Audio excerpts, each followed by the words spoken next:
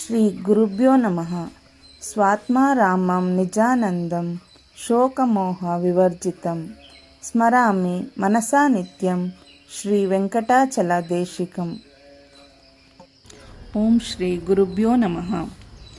ಎಲ್ಲ ಗುರುಬಂಧುಗಳಿಗೂ ಪ್ರಣಾಮಗಳು.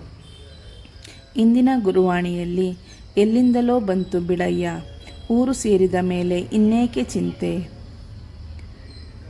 ಒಮ್ಮೆ ಗುರುನಾಥರು ಗುರುಬಂಧುಗಳೊಂದಿಗೆ ಲಕ್ಷ್ಮೀಪುರದ ದತ್ತ ಜಯಂತಿ ಕಾರ್ಯಕ್ರಮಕ್ಕೆ ಹೊರಟಾಗ ಗುರುನಾಥರ ಮಾತೃಶ್ರೀಯವರು ಗುರುನಾಥರು ಬರೀ ಮೈಯಲ್ಲಿ ಚಳಿಯಲ್ಲಿ ಹೋಗುವರೆಂದು ಅವರ ಹೆಗಲ ಮೇಲೆ ಹೊಸದಾದ ಶಾಲು ಹಾಕಿ ಅದರ ಜವಾಬ್ದಾರಿಯನ್ನು ಗುರುನಾಥರ ಪಕ್ಕದಲ್ಲಿದ್ದ ಗುರುಬಂಧುವಿಗೆ ವಹಿಸಿದರು. ದತ್ತ ಜಯಂತಿ ಕಾರ್ಯಕ್ರಮ ಮುಗಿಯುವವರೆಗೆ ಶಾಲು ಗುರುನಾಥರ ಹೆಗಲ ಮೇಲಿತ್ತು. ಆ ನಂತರ ಶಾಲಿನ ಜವಾಬ್ದಾರಿ ಹೊತ್ತಿದ್ದ ಗುರುಬಂಧುವು ಅದು ಕಾಣೆಯಾಗಿದ್ದನ್ನು ಗಮನಿಸಿ ಎಲ್ಲಿ ಹೋಯಿತೆಂದು ಹುಡುಕಾಡುತ್ತಿರಬೇಕಾದರೆ ಅಲ್ಲೇ ದೂರದಲ್ಲಿ ಕುಳಿತು ಸಂಧ್ಯಾ ವಂದನೆ ಮಾಡುತ್ತಿದ್ದ ಚಿಕ್ಕ ಬಾಲಕನು ಒದ್ದುಕೊಂಡಿರುವುದು ಕಾಣಿಸಿತು. ಗುರುನಾಥರೇ ಆ ಹುಡುಗನಿಗೆ ಶಾಲನ್ನು ಹೊದಿಸಿದ್ದರು. ಏನು ಮಾಡುವುದೆಂಬ ಚಿಂತೆಯಲ್ಲಿದ್ದ ಗುರುಬಂಧುವನ್ನು ಗುರುನಾಥರೇ ಕರೆದು, ಇರಲಿ ಬಾ, ನಾನೇ ಎಲ್ಲ ಹೇಳುತ್ತೇನೆ ಎಂದು ಸಮಾಧಾನಪಡಿಸಿ ಬಸ್ ನಿಲ್ದಾಣಕ್ಕೆ ಕರೆದುಕೊಂಡು ಬಂದರು. ಅಲ್ಲಿ ಪಂಚೆಯ ತುದಿಯ ಗಂಟಿನಿಂದ ಹಣ ತೆಗೆದು ಬಸ್ಸಿನ ಕಂಡಕ್ಟರಿಗೆ ಕೊಟ್ಟು ಎಲ್ಲರ ಪರವಾಗಿ ಟಿಕೆಟು ಖರೀದಿಸಿದರು. ಇದನ್ನು ಕಂಡ ಗುರುಬಂಧುವಿಗೆ ಆಶ್ಚರ್ಯವೋ ಆಶ್ಚರ್ಯ. ಕಾರಣವೇನೆಂದರೆ ಸಕರಾಯಪಟ್ಟಣದಿಂದ ಹೊರಟಾಗ ಗುರುನಾಥರು ದುಡ್ಡು ತೆಗೆದುಕೊಂಡಿರಲಿಲ್ಲ ಹಾಗೂ 2-3 ಬಾರಿ ಪಂಚೆ ಉಡುವಾಗಲೂ ಅಲ್ಲಿ ದುಡ್ಡಿರಲಿಲ್ಲ. ಆಶ್ಚರ್ಯದಿಂದ ದುಡ್ಡೆಲ್ಲಿಂದ ಬಂತು ಎಂದು ಕೇಳಿದಾಗ ಎಲ್ಲಿಂದಲೋ ಬಂತು ಬಿಡಯ್ಯ, ಊರು ಸೇರಿದ ಮೇಲೆ ಇನ್ನೇಕೆ ಚಿಂತೆ ಎಂದರಂತೆ. ಗುರುಭ್ಯೋ ನಮಃ. ಯಾವ ಜೀವಿ ನೊಂದರೂ ನೋಯಿಸಿದ ಜೀವಿಯು ನೋವು ಅನುಭವಿಸಬೇಕಾಗುತ್ತದೆ.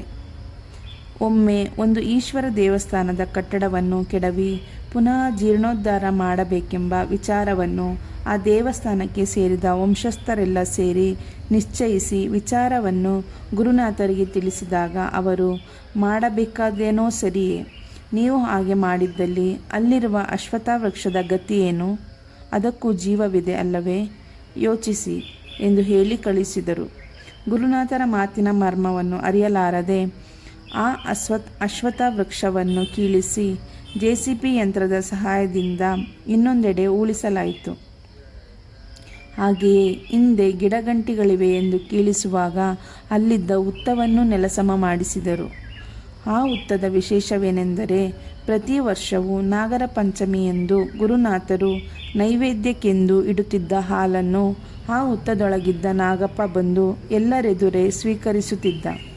ಇದನ್ನೆಲ್ಲ ಮಾಡಿದ ವಿಚಾರ ಗುರುನಾಥರ ಮನಸ್ಸಿಗೆ ಗೊಂದಲ ತಂದಿತ್ತಾದರೂ ತಮ್ಮ ಪಾಡಿಗೆ ತಾವಿದ್ದು ಯಾರಾದರೂ ಏನಾದರೂ ಕೇಳಿದರೆ ಅವರು ಮಾಡಿದ ಕರ್ಮಕ್ಕೆ ಅವರೇ ಪ್ರಾಯಶ್ಚಿತ್ತ ಮಾಡಿಕೊಳ್ಳಬೇಕೆಂದು, ಇದರಿಂದ 7 ಹಿರಿಯ ತಲೆಗಳು ತೊಂದರೆಗೀಡಾಗುತ್ತಾರೆ ಎಂದಿದ್ದರು. ಅದಾದ ನಂತರ ನೂತನ ಕಟ್ಟಡದ ಕೆಲಸ ಮುಗಿದು ಗೃಹ ಪ್ರವೇಶವಾದ 1 ವರ್ಷದ ಒಳಗೆ ಜೀರ್ಣೋದ್ಧಾರ ಮಾಡಿದ ಮನೆತನದ 7 ಮಂದಿ ಸೇರಿ ಒಟ್ಟು 11 ಜನರು ಆ ದೇವಸ್ಥಾನದ ಕೆಲಸದಲ್ಲಿ ಭಾಗಿಯಾದವರು ಮುಕ್ತರಾದರು.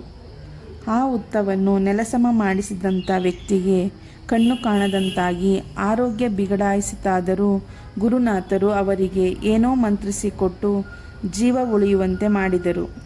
ಕಾರಣ, ಆ ವ್ಯಕ್ತಿ ಹಾಗೂ ಅವರಣ್ಣನವರು ಗುರುನಾಥರ ತಂದೆಯವರ ಅನಾರೋಗ್ಯದ ಕಾಲದಲ್ಲಿ ಬಂದು ಗುರುನಾಥರಿಗೆ ಸಹಾಯ ಮಾಡುತ್ತಿದ್ದರಂತೆ. ಹೀಗಾಗಿ ಅವರ ಮೇಲೆ ತುಂಬ ವಿಶ್ವಾಸ. ಅವರು ಬೇರೆಡೆಗೆ ಉಳಿಸಿದ್ದ ಅಶ್ವತ್ಥ ವೃಕ್ಷವು ಒಣಗಿ ಹೋಗಿಬಿಟ್ಟಿತ್ತು. ಅದು ಪುನಃ ಚಿಗುರಲೇ ಇಲ್ಲ. ಆ ನಂತರ ಆ ವಂಶದವರಿಗೆ ಗುರುವಾಕ್ಯ ಕೇಳಬೇಕಿತ್ತು ಎನಿಸಿರಬಹುದು. ಗುರುಭ್ಯೋ ನಮಃ.